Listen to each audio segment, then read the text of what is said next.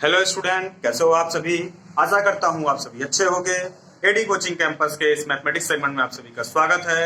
मैं ए.के. यादव, आपका mathematics coach, mathematics educator. Last video में हम लोगों ने क्वेश्चन नंबर 11 तक सॉल्व किया था। इस वीडियो में हम लोग क्वेश्चन नंबर 12 से शुरुआत करेंगे। एक ब्रीफली एक शॉर्ट में एक बात आपसे कहना चाहता हूँ।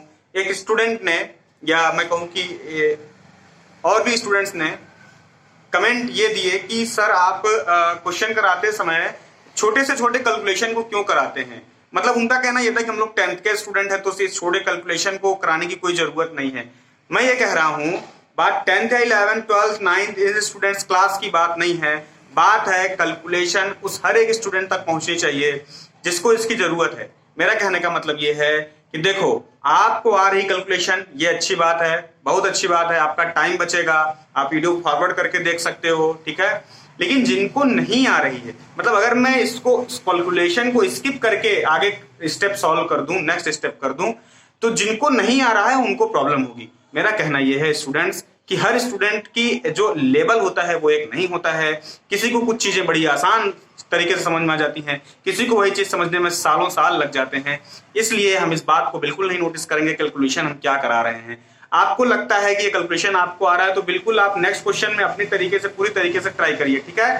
तब तक के लिए क्वेश्चन सॉल्व करिए। क्वेश्चन नंबर 12 शुरुआत करते हैं।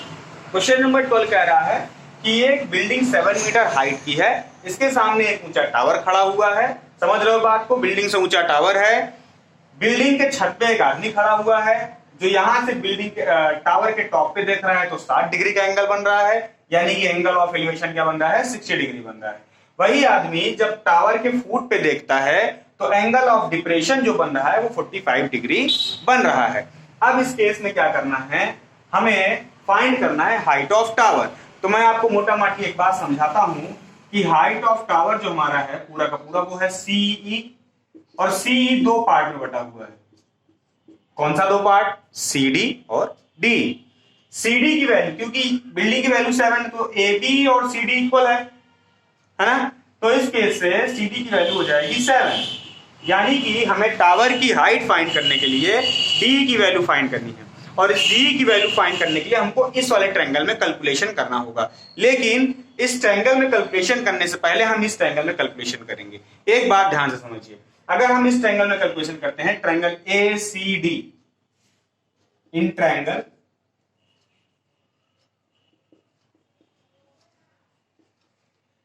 ए सी डी में हम कैलकुलेशन करते हैं तो आप ध्यान से देखो, ये एंगल है तो इसके हिसाब से बेस ये हो जाएगा, हाइपोटेनस ये हो जाएगा, परपेंडिकुलर ये हो जाएगा। तो हम क्या काम करते हैं, हमको ये फाइंड करना है बेस, और इसकी परपेंडिकुलर हमको पता है। तो परपेंडिकुलर और बेस दोनों जिस ट्रिग्नोमेट्रिक रेशियोस में आएंगे, साइन कॉस या टेन, उसी को अप्लाई करेंगे। तो मेरे ख्याल से 10 में आएगा, 10 अप्लाई करते हैं तो हम लिखेंगे tan 45 is equals to perpendicular upon base, यानी कि CD बाय बेस, यानी कि AD। देन tan 45 की वैल्यू हम पुट करेंगे, 1 होती है। CD की जो वैल्यू है वो 7 है, और AD की वैल्यू हमें नहीं पता। AD इधर आएगा, 1 से मल्टीप्लाई करेगा, AD बन जाए AD हो जाएगा, इधर बचेगा 7। तो क्योंकि बिल्डिंग की हाइट 7 मीटर थी, ये भी 7 मीटर है, तो ये भी हमारा आ गया 7 मीटर। AD यानी कि ये बेस हमारा आ गया 7 मीटर, ठीक है। अब हम नेक्स्ट सॉल्व करेंगे इस ट्रायंगल में। एक बात पहले समझा देता हूं आपको, इसका जब सॉल्यूशन आप करते होगे, आप कहीं इसका सॉल्यूशन देखोगे या किसी और से पढ़ोगे, किसी और को देखोगे, कोई और आपको गाइड करेगा, तो सॉल्यूशन में एक बात को आपको ध्यान देनी है कि हो सकता है वो ये एंगल 45 डिग्री वहां ना बना के यहां बनाए और आपको ट्रायंगल ABC में सॉल्यूशन करके दें। तो मैं एक बात आपको यहां बता देना चाहता हूं कि यहां पे सॉल्व करें एंगल बना के, यहां पे करें, बात एक है। कैसे है मैं आपको समझाता हूं। अक्सर जब एंगल ऑफ डिप्रेशन बनता है, ये हमारा एंगल ऑफ डिप्रेशन बन रहा है, ये वाला, और ये एलिवेशन बन रहा है। तो जब एंगल ऑफ डिप्रेशन अक्सर जब बनता है तो उस केस में क्या होता है कि हम ऊपर से सॉल्व करने में उल्टा पड़ता है। जैसे मैंने आपसे कहा कि ये बेस हो गया, तो आपको लग रहा है कि ये तो टॉप दिख रहा है, टॉप को बेस कह रहे हैं, तो ये बेस दिख रहा है क्लियर। तो क्या काम किया गया कि अल्टरनेट इंटीरियर एंगल आप लोगों ने पढ़ा होगा पिछले क्लासेस में, तो ये 45 डिग्री है, तो अल्टरनेट इंटीरियर एंगल की प्रॉपर्टी से ये भी 45 हो जाएगा। देन उसके बाद ट्रायंगल एबीसी में हम सेम यही रूल अप्लाई कर देंगे, तो परपेंडिकुलर अपॉन बेस का फॉर्मूला लग जाएगा और बीसी की वैल्यू निकल जाएगी। बीसी की वैल्यू भी 7 निकलेगी, और क्योंकि बीसी और एडी इक्वल हैं तो बीसी 7 तो एडी भी 7 हो जाएगा। वैसे ही हम लोगों ने सॉल्व किया, हम लोगों ने अल्टरनेट इंटीरियर एंगल का रूल नहीं अप्लाई किया, इसी ट्रायंगल को सॉल्व किया, ट्रायंगल एसीडी को सॉल्व किया, इसी में इसको बेस बनाया क्योंकि एंगल इससे लग के बना है, और एंगल जिससे लग के बनता है वो बेस होता है, एंगल जिसके सामने होता है वो परपेंडिकुलर होता है। हमने वही काम किया, हमने इसको इसके बराबर रखा क्योंकि ये ऑलमोस्ट इसके बराबर है, ये 7 है तो इसको भी 7 मान लिया, और एडी हमारा निकल गया 7 मीटर।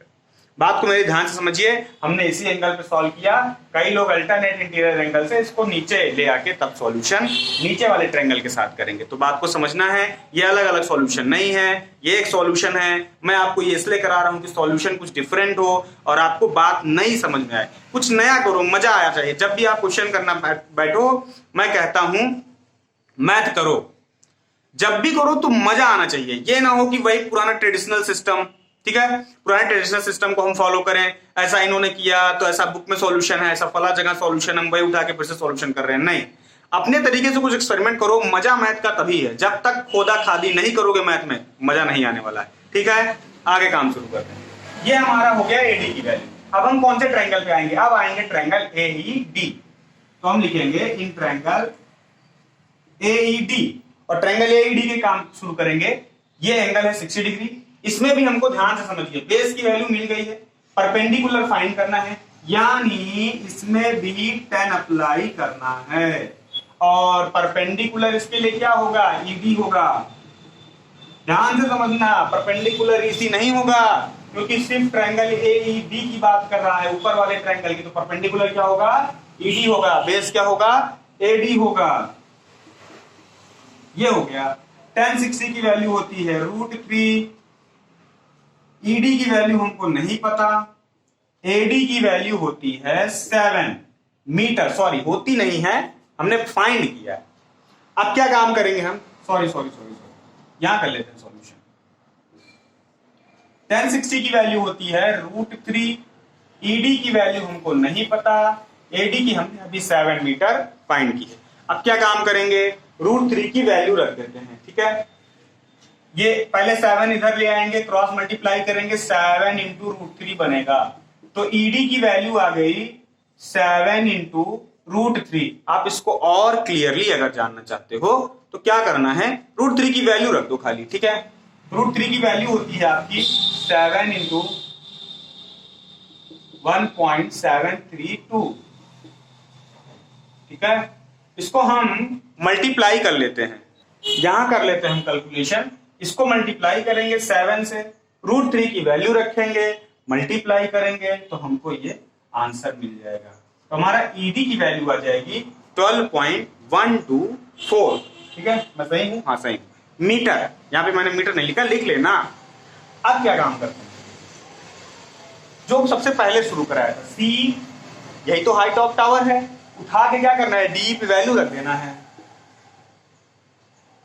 ये डी यहां से उठाया 12.124, इसको ऐड करेंगे तो 19.124 मीटर।